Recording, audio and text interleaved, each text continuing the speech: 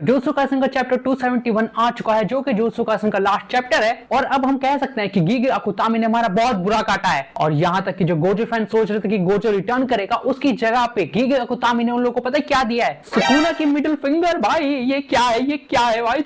गीगी अकुतामी थोड़ा तो हेजिटेट कर लेते तुम। कुल मिला के इस चैप्टर के बारे में विस्तार से जानते हैं और कदम रखते हैं एनिमे की दुनिया में।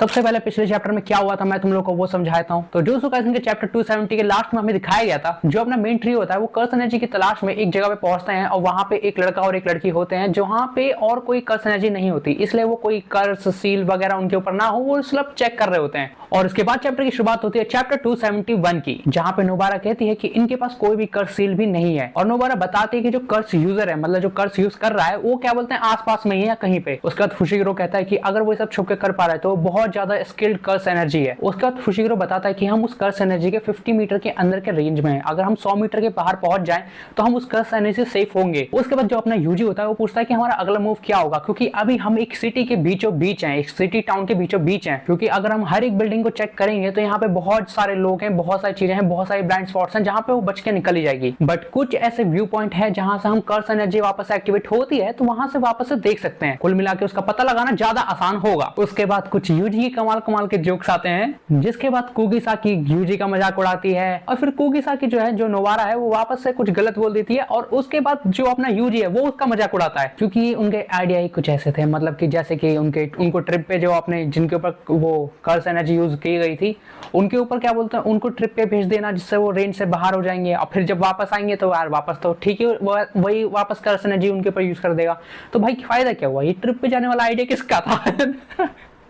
वैसे नोबारा का ही था, बट ठीक है यार। जिसके बाद यूजी फुशिगिरो से कहता है कि तुम्हें सिर्फ कंप्लेन करने के अलावा तुम्हारे पास कोई आइडिया वगैरह है? जिसके बाद फुशिगिरो आइडिया देता है कि हम उस टेक्निक की रेंज से बाहर चले जाएंगे और बिल्कुल तभी हमला करेंगे जैसे ही वो टेक्निक वापस से एक्टिवेट होती है। वाह फुशिगिरो, क्या दिमाग है। यूजी ने भी यही आइडिया बताया था भाई। ये बात मैं नहीं, यूजी भी कहता है।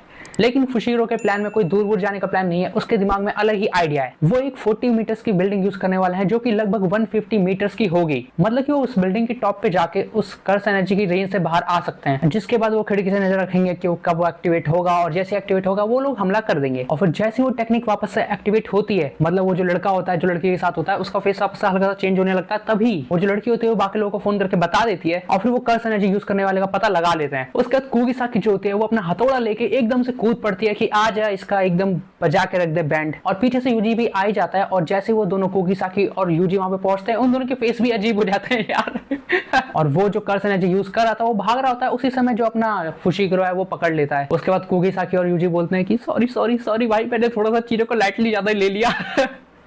उसके बाद जो कर्स एनर्जी यूज करता है उसको पकड़ के पूरा कैद वैद कर देते हैं, मतलब कैद वैद नहीं करते, उसको बांध के रख देते हैं कि भाई तू बैठ पहले यहाँ पे आराम से। उसके बाद वो उस लड़की से पूछते हैं कि क्या तुमने इसे कभी देखा है? इसके जवाब में वो लड़की कहती है ना जी ना, मैंने तो इसे कभी देखा नहीं है। और ये बात सुनते ही जो वो कर्स एनर्जी यूज कर रहा था वो बोलता है कि यू बिच, तुम्हें क्या लगता है वो जो बैग है वो तुम्हें किसने दिलवाया है? जिसके बाद फुशिगिरो बताता है कि अगर वो एक होस्टेस है और वो इतने सारे क्या बोलते हैं लोगों से, कस्टमर से मिलती है, तो क्या बोलते हैं उसके लिए हर किसी का फेस याद रखना कोई नॉर्मल बात नहीं है। तो वो उसकी सिचुएशन वो जो लड़की होती है उसकी सिचुएशन को थोड़ा सा समझाता है। जिसके जवाब में यूजी कहता है कि भाई उसने मिलियन येन खर्च कर दिए तो उसका याद नहीं है।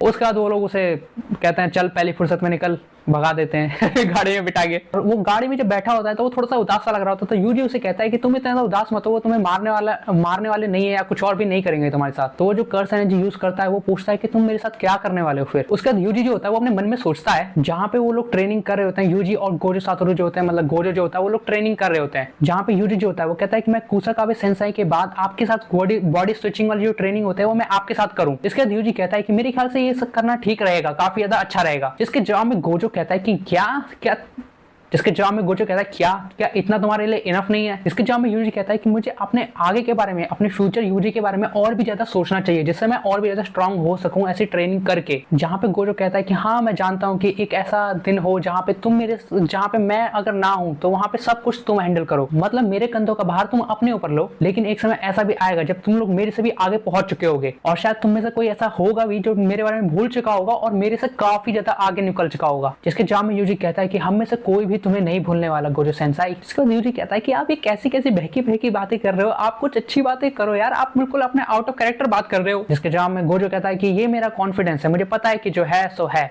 जिसके बाद गोजो कहता है I am expecting great things from you. समझ गए ना यूजी? और मैं बता दूं पूरे चैप्टर में गोजो को बस यही दिखाया गया और उसके बाद कोई रिटर्न नहीं हुआ है भाई। इतना ही था जितना पास्ट में सोचना था यही था। अब यहीं से जो सोच रहा था ना जो यूजी इतना कुछ सोचा जो है ये सब भी खत्म है बस यहीं पे। अब वापस हम लोग प्रेजेंट में आते हैं जहाँ पे यूजी जो होता है जो क्या बोलते हैं कर्स एनर्जी यूज करता है उससे बोलता है कि सिर्फ यही चीज मायने रखती है कि तुम मानते हो कि तुमने बहुत सारी चीजें गलत कर दी हैं, थोड़ा सा समय लो और उन सब चीजों की भरपाई करो जो तुमने गलत की हैं और उसके बाद हमारे नेक्स्ट मिशन में हमारी हेल्प जरूर करना।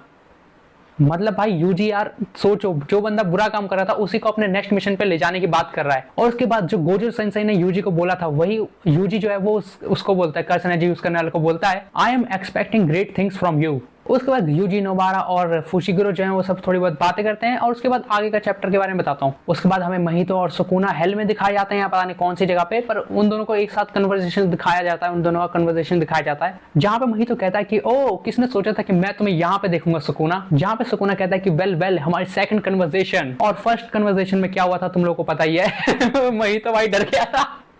सुकुना बोलता है कि मेरी जो टेक्निक थी वो सोल के साथ थोड़ी सी गड़बड़ हो गई। जहाँ पे महितो कहता है कि क्या मैं तुमसे एक चीज पूछ सकता हूँ कि क्या तुम झूठ नहीं बोल रहे, तुम मुझसे झूठ बोल रहे हो, तुम खुद से भी झूठ बोल रहे हो, तुम सभी से झूठ बोल रहे हो, तुम बस जीना जो है वो अपनी मर्जी से नहीं चाहते थे इसलिए तुम मर गए। जिसके बाद महितो पूछता है कि क्या सुकुना तुम्हें रिवेंज चाहिए जो भी चीजें हुई है उन सब का। हाँ, जिसके जवाब में सुकुना कहता है क्या फर्क पड़ता है, एक ऐसे तरीके से जीना जो मुझे पता है वैसे जीने का क्या फायदा, जो भी हुआ है उसे मैंने खुद चुना है तो अब कोई गिला शिकवा नहीं। जिसके बाद सुकुना कहता है actually no I have different paths to walk. जिसका सुकुना कहता है कि अब मेरे पास सिर्फ दो ही तरीके हैं, अब मैं यही कर सकता हूँ कि मेरी जो कर्स एनर्जी है मैं उसे दो भागों में बांट दूं, बट मुझे डर है कि मेरी खुद की कर्स एनर्जी जो है जो मेरी कर्स है वो मुझे मार देगी, मुझे इमुलेट करेगी। Perhaps it would be nice to walk to a different path। जिसको सुन के भाई महितो का फिर से दिमाग, ये बंदा है पता नहीं क्या है यार, ये अलग ही टाइप का बंदा है।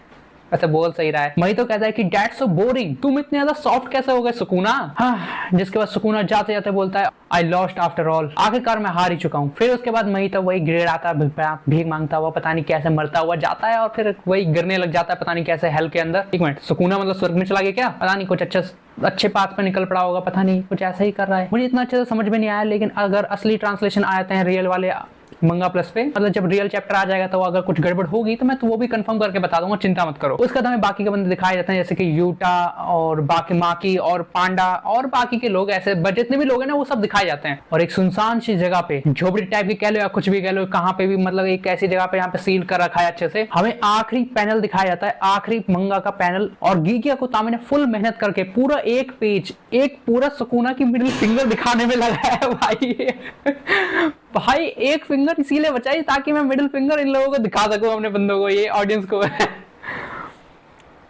कमाल भाई गीगी अकुतामी ने कमाल कर दिया भाई, इतना कोई हरामी कैसे हो सकता है भाई सही में। तो इसी के साथ इस मंगा की एंड होती है, मतलब जुजुत्सु काइसेन का मंगा यहीं पे एंड होते हैं यार पूरी तरीके से। मतलब यार क्या बोलूं यार, बुरा लग गया मेरे गोजे नहीं आया भाई, हंसी दिलवा दी यार कसम से। गीगी अकुतामी ने कमाल कर दिया इस चैप्टर में ना, पूरा फोड़ के रख दिया गीगी का। क्या बोलूं भाई, मैं इसका नाम प्रोनाउंस क्यों नहीं कर पा रहा, गीगी अकुतामी।